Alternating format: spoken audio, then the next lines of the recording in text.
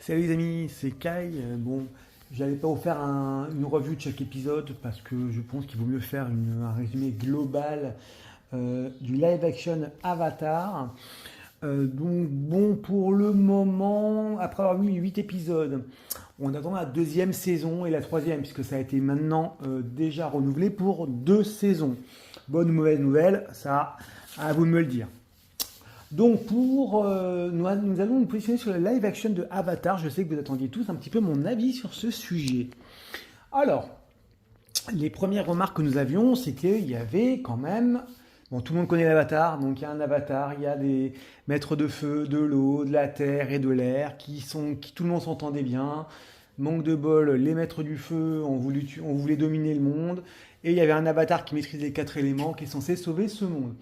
L'avatar, en l'occurrence, Aang, qui nous concerne, a disparu pendant 100 ans. Et pendant 100 ans, la nation du feu a pris, entre guillemets, le pouvoir. Même si, je vous avoue qu'en 100 ans, ils ont pris le pouvoir, mais ils n'ont pas tout dominé encore. Donc là, on va en rester là-dessus. Par rapport à ça, pour ce qui est du topo, moi, pour ma part, j'ai connu l'animé, la version Nickelodeon. J'ai également connu la légende de Korra, donc la suite. Alors, je ne vais pas vous dire que j'étais hypé ou un grand fan. Je trouvais simplement que c'était intéressant de voir un animé américain avec en mode shonen. Donc c'est ça qui était intéressant dans la démarche Avatar, avec un univers qui était relativement intéressant et riche. Maintenant, après, on va voir un petit peu ce qui se passe par rapport à ce live action. Donc après, il y a des différences un petit peu à voir. Bon, c'est qu'elle maîtrise, bon, pour faire simple, il y a une dizaine de différences, hein. Il y a Katara qui n'est pas maître de l'eau, qui n'est pas considérée comme maître de l'eau depuis le départ, alors qu'elle était censée former Aang. C'était un des moments un petit peu qui les rapprochait. Bon, donc là, c'est un peu zappé. Elle ne vient qu'à la fin qu'elle est reconnue en tant que telle. On a un moment les jeux dans dans les jeux de Bumi qui sont un peu moins sombres que dans la version originale, où il tenait en otage ses 2 copains, et là, il s'occupe que de l'avatar. On a Jet, qui est un personnage qui apparaît qu'un seul épisode et qui apparaît comme ça de nulle part sans être présenté une seule seconde. On a le massacre du maître de l'air qui effectivement était totalement survolé, pour ne pas du tout dire ne pas montrer dans l'animé, parce que c'était un animé pour enfants à la base. Là, c'est un peu plus montré, c'est un peu plus violent.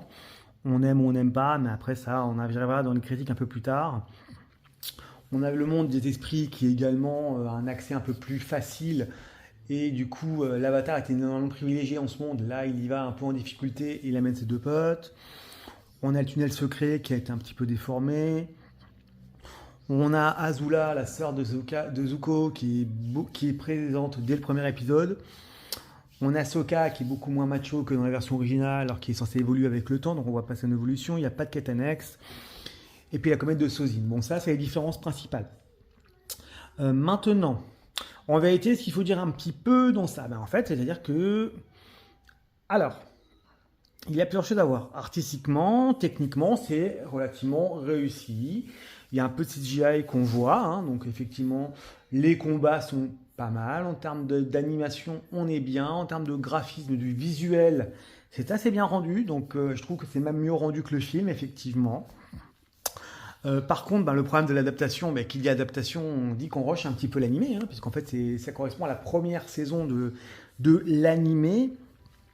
Du coup, en fait, ce qu'on gagne un petit peu en rythme et en efficacité dans le live action, ça fait qu'on perd un petit peu en profondeur, en substance, encore, si vous voulez, un petit peu, hein, encore en substance.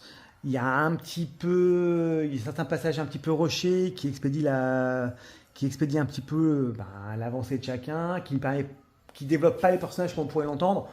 Après, c'est une première saison, donc je pense que les personnages, maintenant que la deuxième saison et la troisième saison sont prévus, ils sont un peu plus approfondis. Ce qui fait que tout ça, en fait, ça nous fait une petite série qui va être finalement, en fait, à force de vouloir à la fois plaire aux fans de l'animé, mais aussi attirer une nouvelle population, tout en restant un petit peu en mode moins de 13 ans, hein, puisqu'il faut quand même, donc il y a un petit peu plus de violence. Par contre, il y a toujours un entre-deux. Donc on remarquera surtout cet entre-deux qui est effectivement qu'on ne peut pas ne pas voir, hein, clairement. Ce qui fait que l'animé au final va être un petit peu sans relief et assez lisse, hein. Il n'y a pas grand-chose, il n'y a pas de grosse profondeur.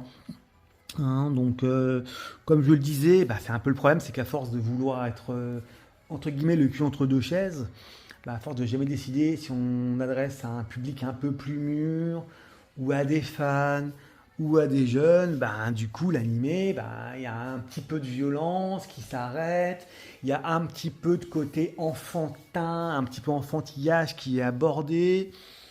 Moi, les pitreries de Hank sont beaucoup moins mises en œuvre. Ça faisait quand même partie du charme de dessin animé. Sokka et Katara étaient quand même relativement intéressants. Donc, on reste au final sur quoi? Alors, donc, pour moi, Avatar Live Action, ça reste quand même une réussite Netflix. Réussite, comme je vais dire, un peu comme One Piece quelque part.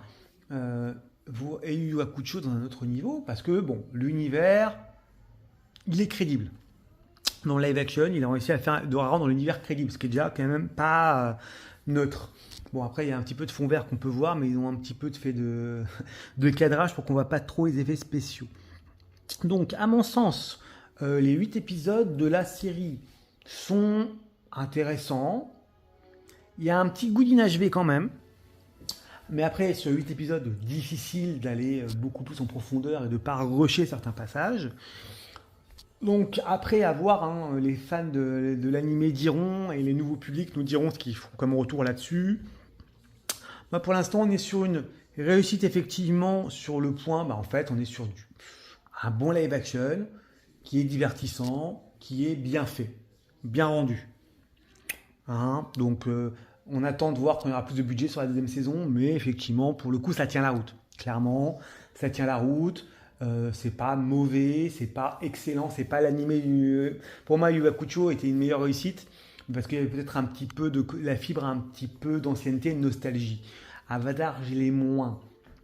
Mais pour moi, ça reste quand même, ça tient bien la route, c'est divertissant, c'est pas mal fait, donc voilà. Donc comme je le disais, après les acteurs n'ont pas forcément beaucoup d'échanges, il n'y a pas beaucoup d'échanges de textes, il faut dire les choses comme elles sont, il n'y a pas des textes non plus d'une grande profondeur avec des remises en question qu'on aurait pu voir malgré tout de l'animé qui pouvait paraître enfantin, qui était quand même,